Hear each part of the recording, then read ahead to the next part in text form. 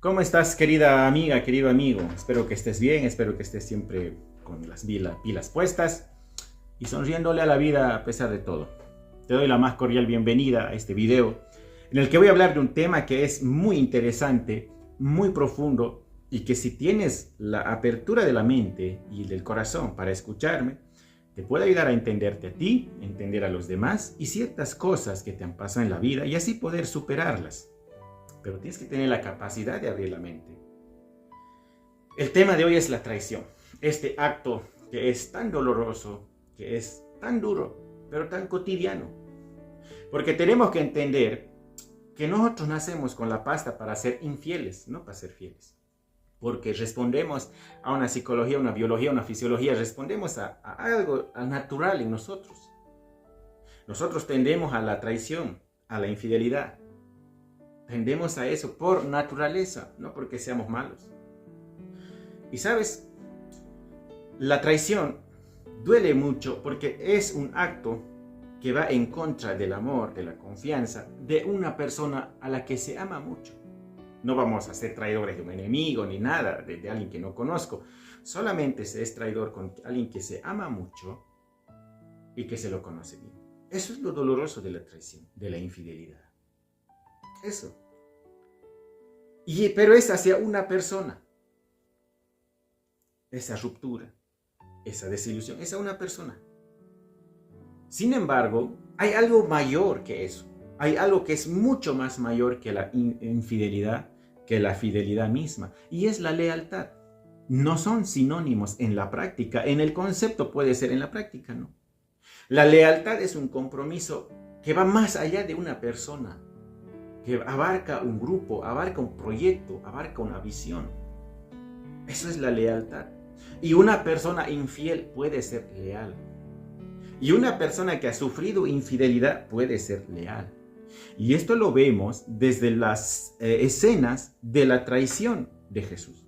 Judas, el traidor por excelencia, ha pasado a la historia como el diablo, el Satanás. Inclusive Dante Alighieri en el fondo del infierno le pone un lugar para él llamado Giudecca, ¿no?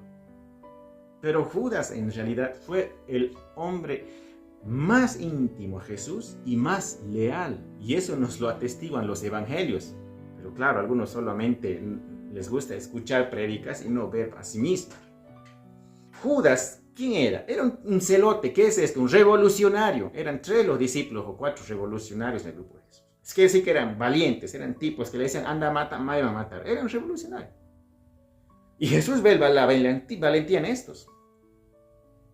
Por eso lo eligen.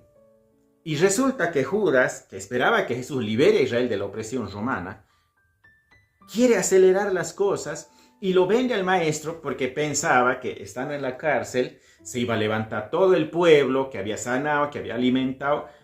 Como Judas vio algo grande el domingo de Ramos, en la entrada de Jesús a Jerusalén, pensó que entonces, bueno, si la gente amaba tanto a Jesús, pues si estaba en la cárcel el Jesús, la gente se va a levantar. No pasa nada, a la gente le vale un comino. Y Jesús es sentenciado a muerte.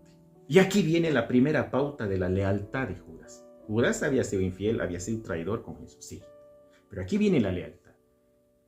Cuando se da cuenta Judas que le sale mal todo, va donde los sacerdotes y dice una frase, pero que nos debería hacer pensar tanto. Legon gemarton paradus aima azón. Soy culpable porque he entregado a un inocente. La lealtad de Judas se mide en estas palabras.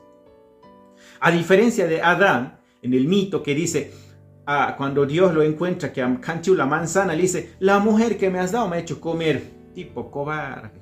No dice, sí, he comido por cojudo. No, dice, la mujer que me has dado me ha hecho comer. Judas dice, yo soy el culpable. Y en ese tiempo no podías pues ir a visitar al que estaba sentenciado a muerte, ni la madre podía ir. Porque algunos dicen, ay, si Judas hubiera ido donde Jesús le hubiera perdonado. No se podía, Judas no tenía otra. Y el segundo acto de lealtad hacia Cristo es su suicidio. Prefiere suicidarse. El maestro estaba perdido. Ya no había solución, ya habían dictado sentencia. Judas había traicionado a una persona que amaba mucho. Si no, no se llamaría traición. Y admiraba mucho. Y no podía hacer nada, pero podía hacer algo más allá de la persona de Jesús, que es el grupo de los 12. el mensaje del maestro. El maestro iba a morir, pero había que salvar el mensaje. Por eso se suicida, para que el proyecto mayor siga adelante. Eso mismo le pasó a Pedro. Pedro ve que el maestro está muerto casi ya. Cuando lo negó ya estaba sentenciado. Y si Pedro hubiera dicho, si yo lo conozco, Pedro hubiera ido también pues a morir, ¿de qué hubiera servido eso? Entonces Pedro piensa y dice, no, el grupo hay que salvarlo. El maestro va a morir, no hay nada que hacer, pero se puede salvar sus ideas, su vida, su mensaje. Y eso era el proyecto mayor. Y Pedro fue leal a Jesús, negándolo, salvando el mensaje del maestro, salvando el grupo de los 12.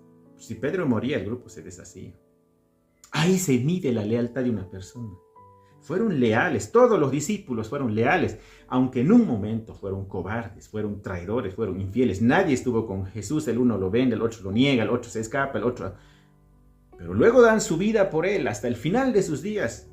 Son leales, porque la infidelidad es un momento, es un rato, es un impulso. La lealtad es toda la vida. La infidelidad tiene que ver con la naturaleza, la traición tiene que ver con la naturaleza humana, la lealtad con la inteligencia y la decisión, la voluntad de esa persona, del ser humano. Y los discípulos fueron leales.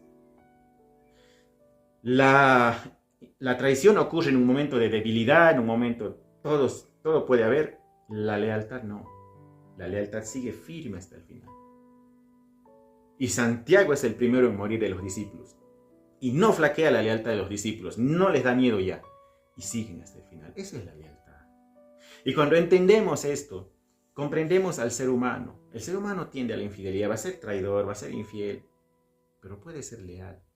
En un ejemplo concreto, si a ti te han sido infiel, tu pareja, tu novia, tu esposa, tu novio, tu esposo, tú puedes responderle a él, no con otra infidelidad, con la lealtad. Es decir, me ha sido infiel, me has fallado, pero no voy a hablar mal de ti. No voy a hablar mal. Y si tú has sido infiel, puedes seguir siendo leal. Más allá de que te vivas o no juntos, pueden separarse y seguir siendo leales. Porque es feo que aparte de infiel seas desleal. Es decir, que hables mal para esa persona después de haberla amado tanto y halagado tanto. Una persona infiel ha cometido error hacia su esposa o esposo, pero puede ser leal a toda la familia, no descuidando a sus hijos, etc. En una amistad de amigos lo mismo. Hacer traidor con tu amigo, pero sé leal, es decir, no te hagas luego enemigo de él, no hables mal de él, no saques los secretos de él. Sé leal. Eso es la lealtad, que es mucho más que la fidelidad y la infidelidad. Se puede ser leal.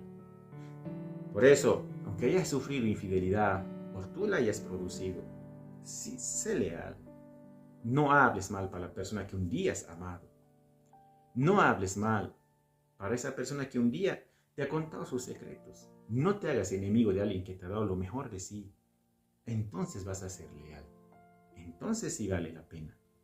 Sé ejemplo de estos. El suicidio de Judas ha sido una prueba de valor y su aporte al proyecto mayor de Jesús. Se sacrificó él.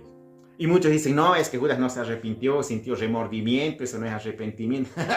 El que habla de esto no tiene idea aquí. El remordimiento es peor que el arrepentimiento. El arrepentimiento es decir, sí, me arrepiento, lo sé.